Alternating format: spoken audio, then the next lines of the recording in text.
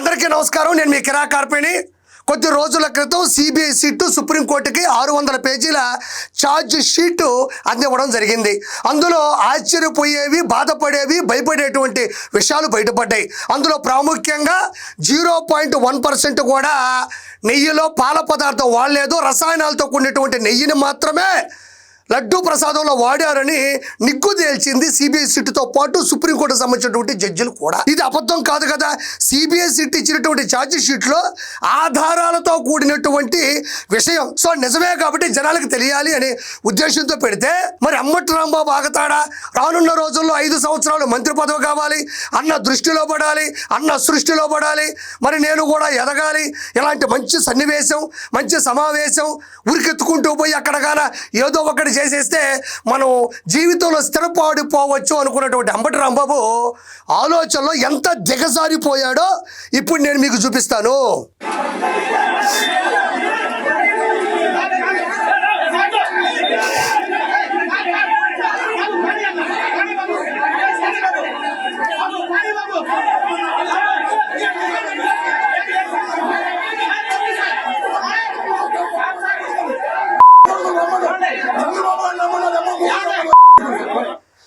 నేను మళ్ళీ దీన్ని రిపీట్ చేయలేను. బాబు గారిని పట్టుకొని విచ్చలవిడిగా దుర్భాషలాడుతున్నటువంటి అంబటి రాంబాబు మళ్ళీ ఒకసారి వినండి. ఇక్కడ చూడండి ఎంత దారుణమైనటువంటి పదాలు ఇవి. 4 సార్లు ముఖ్యమంత్రి అయినటువంటి, 9 సార్లు శాసనసభ్యుడైనటువంటి నారా చంద్రబాబు నాయుడు గారికి సంబంధించినటువంటి, అంటే వీడు నేను తప్పక అనాలి, వీడు ఎలా మాట్లాడినాడో ఒకసారి చూడండి. శాంతి భద్రతలకు ఆటంకం కలగకూడదు, ఏమాత్రం పర్మిషన్ లేకుండా అక్కడికి వచ్చినాడు, మందిని పోగేసి అక్కడ ఇబ్బంది పెట్టేటువంటి ప్రయత్నం అంబటి రాంబాబు చేస్తే దానికి సంబంధించి కేవలం జగన్మోహన్ రెడ్డి దృష్టిలో సృష్టిలో పడాలని ఎంత దారుణమైన మాటలు మాట్లాడుతున్నాడో ఒకసారి చూద్దాం. నేను పదే వినిపించదలుచుకోలేదు, 2 సార్లు చూపించాను అంతే.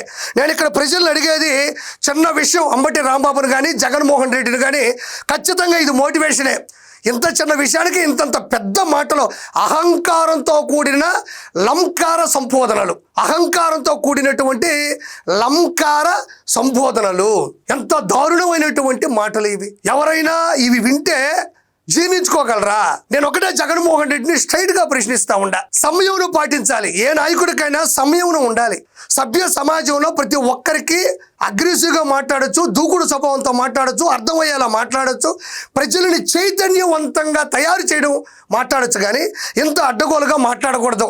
మరి అలా అనుకుంటే 97 నియోజకవర్గాలు, 226 రోజులు, 3132 కిలోమీటర్ల యువగల పాదయాత్రలో జగన్మోహన్ రెడ్డి అష్ట కష్టాలు పెట్టినా, ఆపదలు అడ్డంకులు సృష్టించిన నారా లోకేష్ గారు ఇలాంటి భాష మాట్లాడాల. నారా చంద్రబాబు నాయుడు గారిని అనవసరంగా అరెస్ట్ చేసి విచిత్రంగా తిప్పి జైల్లో 52 రోజులు పెట్టి చిత్ర హింసలు పెట్టి బయటకు పంపించినా కూడా ఇలాంటి భాష మాట్లాడాల. తన తల్లిని, నారా చంద్రబాబు నాయుడు గారి సతీమణిని చట్టసభ అసెంబ్లీలో అడ్డగాడిదల చేత అడ్డగోలుగా అడ్డదిడ్డమైన మాటలు మాట్లాడినిచ్చినప్పుడు కూడా వాళ్ళ కుటుంబం కానీ, వాళ్ళ కుమారుడు కానీ, వాళ్ళ సతీమణి కానీ, వాళ్ళ పరివారం కానీ, వాళ్ళ అభిమానులు కానీ ఇలాంటి భాష మాట్లాడాల. జోగి రమేష్ కేవలం మంత్రి పదవి కోసం చెప్పా పెట్టకుండా 3 సార్లు ముఖ్యమంత్రి అయినటువంటి నారా చంద్రబాబు నాయుడు గారి కరకట్ట ఇంటి మీద రాళ్లతో దాడి చేసినప్పుడు కూడా ఇలాంటి భాష మాట్లాడాల.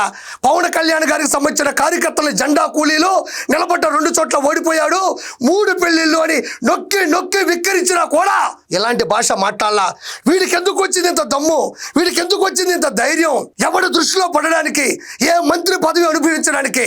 పూర్వం శ్రీరెడ్డి, బోరగడ్డ అనిల్, పంచప్రభాకర్, పోసాని కృష్ణమురళి, వల్లభనేని వంశీ, అంబటి రాంబాబు, రోజారెడ్డి, అందులో కూడా వీడున్నాడు. మనం ఎవరైనా తప్పు చేసి పోలీస్ స్టేషన్లో కేసు లోపల చేసినప్పుడు, పాత కేసులు లోడినప్పుడు ఆ వ్యక్తి మీద ఖచ్చితంగా 4 కేసులు ఉంటాయి. నేను చెప్పిన ఇలాంటి మనిషి ఆల్రెడీ కూడా అసెంబ్లీ సాక్షిగా భువనేశ్వర్ గారిని తిట్టిన విధానంలో ప్రధాన నిందితుడు ఈ అంబటి రాంబాబు. సభ్య సమాజంలో ఫోన్లో మాట్లాడుతూ గంట అరగంట వస్తావా సంజన సుకన్య అని తీవ్రమైనటువంటి మాటలు మాట్లాడినటువంటి వ్యక్తి ఎవరైనా ఉన్నారు అంటే ఈ వ్యక్తే ఉన్నాడు. సొంత అల్లుడు బయటకు వచ్చి మా మామ ఒక డకాయిట్, మా మామ ఒక దొంగ, మా మామకు ఓట్లు వేయొద్దు, సభ్య సమాజంలో ప్రజాస్వామ్యంలో అలాంటి వాడిని గెలిపించొద్దు, అతను బయటకు వచ్చాడంటే ప్రజలకు కష్టాలు వస్తాయి అని చెప్పి తీర్మానం తీసుకున్నటువంటి వ్యక్తి ఈ ప్రజాస్వామ్య ప్రపంచ క్షేత్రంలో ఉన్నారు అంటే అది ఒక్క అంబటి రాంబాబే. ఎందుకు ఇలాంటి మాటలు వస్తున్నాయి? నీ నాయకుడు ముక్కి మూలిగి ముద్దులు పెట్టించుకొని చిన్న కత్తితో పొడిపించుకొని గొలకరాయితో గుద్దించుకొని ఇన్ని ప్రక్రియలు చేస్తే ఒక్కసారి సీఎం అయితే ఇంకా చాలు నాయనా నీ సేవలను పక్కన పెట్టిన వాడికే అంతుంటాయి. 9 సార్లు శాసనసభ్యుడు, 4 సార్లు ముఖ్యమంత్రి, సైబరాబాద్ గా తీర్చినటువంటి విషనరీ ఉన్నటువంటి వ్యక్తి ఈ రోజుని మీరు ఇలాంటి దుర్భాషలు ఆడడం అనేది ఆశ్చర్యార్థకంగా ఉంది తెలుగు ప్రజలకి. ఎక్కడి నుంచి వచ్చా ఈ బూతులు? మొదటి నుంచి ఇప్పటి వరకు బూతుల సామ్రాజ్య యూనివర్సిటీకి నాయకుడు ఎవరు అంటే జగన్మోహన్ రెడ్డి. వీళ్ళందరూ కూడా అక్కడ ఫోన్ చేస్తున్నటువంటి హెడ్ మాస్టర్స్ కావచ్చు, టీచర్స్ కావచ్చు, బోధకులు కావచ్చు, సంబోధకులు కావచ్చు. ఇది చూడండి ఎంత దారుణంగా. నేను కూడా నాకు ఒక్క 30 సెకండ్లు టైం ఇవ్వండి.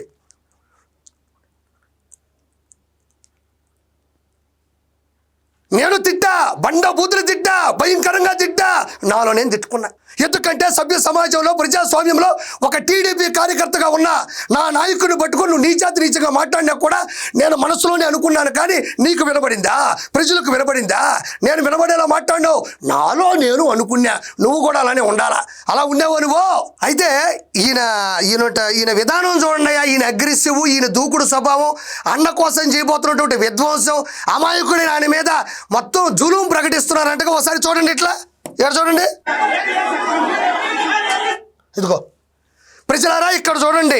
ఇదే ఆంబోతు నోరు అంటారు. ఎవరు కూడా అంబటి రాంబాబు అనరు, కొంపటి రాంబాబు అంటారు. 151 నుంచి 11 పడిపినటువంటి కొంపటి పెట్టినటువంటి కొంపటి రాంబాబు. ఈ నోరుని చూడండి, ఇది చాలా దుర్మార్గమైన నోరు. ఇదే నోరు సంజన సుకన్య అని మాట్లాడుతుంది. ఇదే నోరు గంట అరగంట అని మాట్లాడుతుంది. ఇదే నోరు పోలవరం ప్రాజెక్టు నాకు అర్థం కాలేదు ఎందుకు అంటే అది అతిపెద్ద ప్రాజెక్టు, నాకు అసలు పూర్తిగా దాని మీద జ్ఞానం లేదంటది. ఈ నోరు సభ్య సమాజంలో ఆడపడుచుల్ని అసెంబ్లీలో నీచంగా మాట్లాడేటువంటి నోరిది. ఇదే నోరు ఈరోజు 4 సార్లు ముఖ్యమంత్రి, 9 సార్లు శాసనసభ్యుడు, ప్రపంచంలో ఉండేటువంటి గ్లోబల్ డేటా సెంటర్ని వైజాగ్ తీసుకొచ్చినటువంటి ముఖ్యమంత్రి నారా చంద్రబాబు నాయుడు గారిని పట్టుకొని లంకారంతో, లకారంతో, అహంకారంతో సంబోధించినటువంటి నోరు. కాబట్టే కదా ఈ నోటి నిండా పెట్టారు ప్రజలు. 151 నుంచి 5 తీసేసి 11 పెట్టారు. ఈ నోటి దురుసు వల్లే ఇలాంటి నోళ్లు చాలా చాలా చాలా చాలా చాలా వైఎస్ఆర్సీపీలో ఉన్నాయి. చూడండి, బాగా చూడండి. ఈ నోరే రానున్న రోజుల్లో 11 నుంచి ఒకటి తీసేసే అవకాశం కూడా ఉంది. ఇదిగో ఇక్కడ చూడండి, ఈయన తలకాయ బయట పెట్టి మరి అంటే ఉద్యమం చేస్తుంది ఎవరు, పోరాడుతున్నది ఎవరు అని జగన్కి తెలియాలి కదా. అక్కడ స్క్విడ్ గేమ్ ఆడుతూ ఉంటాడు. మీరు నెట్ఫ్లిక్స్లో ఉంటే స్క్విడ్ గేమ్ చూడండి. ఆయన ఒక 20 కెమెరాల సాక్షిలో చూస్తూ ఉంటాడు మనవాడు ఎంత కష్టపడుతున్నాడు, ఎన్ని మార్కులు వేయాలని. వాటిలో ఈయన అని తెలియాలి కదా. ఈయన డైలాగులు రాసుకున్నాడు కదా బూతులు తిట్టాలని. కాబట్టి తలకాయ బయట పెట్టాడు. నేనే గనక కార్యకర్త కిరాకార్పి గనక అక్కడే ఉండుంటే ఈ జుట్టు పట్టుకుని బయటికి లాగి ఆ తలకాయని అరచేతిలో పెట్టుకుని బాలయ్య బాబు అఖండ సినిమాలో మాదిరి పరదృష్టి, నరదృష్టి, సమస్త దృష్టి నసి అని పడేస్తే కల్తీని ఈ ఫ్లెక్సీకి దట్టుకొని కింద పడేవాడివి కొడకా. గుర్తుపెట్టుకో, ఖచ్చితంగా నీ మీద చర్యలు తీసుకుంటారు. నీలాంటి సభ్య సమాజంలో తలదించుకునే విధంగా మాట్లాడే నీలాంటి వాళ్ళకి కఠిన శిక్షలు పడతాయి. రానుల్లో జగన్మోహన్ రెడ్డి అసెంబ్లీకి కాదు కదా ఆంధ్రాలో కూడా అడుగు పెట్టలేడు. 32 అక్రమాస్తుల కేసులో సిబిఐ కోర్టులో ఉండేటువంటి జగన్మోహన్ రెడ్డికి అంతుంటే సిబిఐ కోర్టులో ఉండేటువంటి తెలుగుదేశం పార్టీ కార్యకర్తలకు ఎంత ఉండాలి, పశువులకు మీకే అంతుంటే పసుపు సైన్యానికి మాకెంత ఉండాలి. చూస్తారుగా రానున్న రోజుల్లో మీ బతుకు, మీ భవిష్యత్తు జీరో. కాబట్టి ప్రజలారా, నేను ఇలాంటి భాష మాట్లాడాలంటే మాకు చిన్నప్పటి నుంచి గ్రామం నుంచి వచ్చినవి మాకు బూతులొచ్చు. కానీ మా నాయకుడు అలా మమ్మల్ని ముందుకు తీసుకెళ్ళాడు. కాబట్టి ఖచ్చితంగా మీరే ఈ వీడియోను చూసి నిర్ణయాన్ని కామెంట్ రూపంలో పెట్టవలసిందిగా మనస్ఫూర్తిగా కోరుకుంటున్నాను.